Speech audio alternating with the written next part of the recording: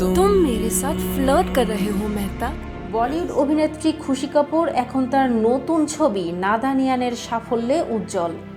৭ই মার্চ মুক্তিপ্রাপ্ত এই সিনেমাটি ইতিমধ্যে নেটফ্লিক্স ভারতের টপ 10 মুভি লিস্টে জায়গা করে নিয়েছে। খুশি কাপুর তার সোশ্যাল মিডিয়ায় শেয়ার করেছেন বেশ কিছু ছবি, যেখানে তিনি ও তার নাদানিয়ান সহ অভিনেতা ইব্রাহিম আলী খান এবং পরিচালক শাওনা গৌতম লোলাপালুজা ইন্ডিয়া ২০২৫ ফেস্টিভ্যালে অংশগ্রহণ করেছেন। খুশি এখানে একটি সাদা 3 পিস আউটফিটে খুবই স্টাইলিশ দেখাচ্ছিলেন, আর ইব্রাহিম ছিলেন একটি কালো টি শার্ট, জ্যাকেট এবং প্যান্টে। শাওনা গৌতম ছিলেন একটি ডেনিম লুকের সাথে কালো সানগ্লাসে। পুরো ট্রিও ফেস্টিভ্যালে জমিয়ে মজা করেছেন।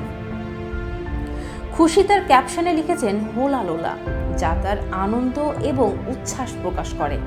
এই পোস্টটি দেখে খুশির বোন জাহ্নবী কাপুর লিখেছেন বিউটিফুল এবং তার বেস্ট ফ্রেন্ড মুস্কান চানানা মন্তব্য করেছেন স্লে।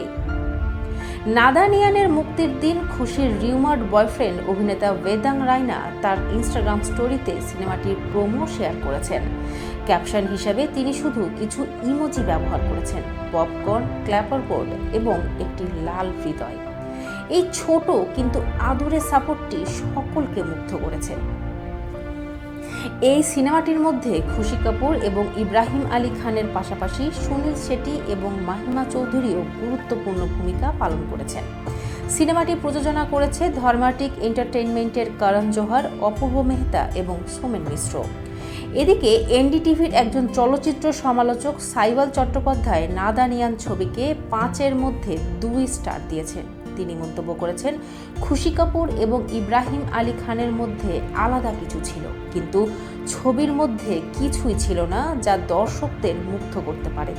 তাদের অভিনয় খুব খারাপ ছিল না, তবে তারা যে দৃষ্টিভঙ্গি ছিল তাতে পুরোপুরি সিনেমাটির শাইন কমে গেছে।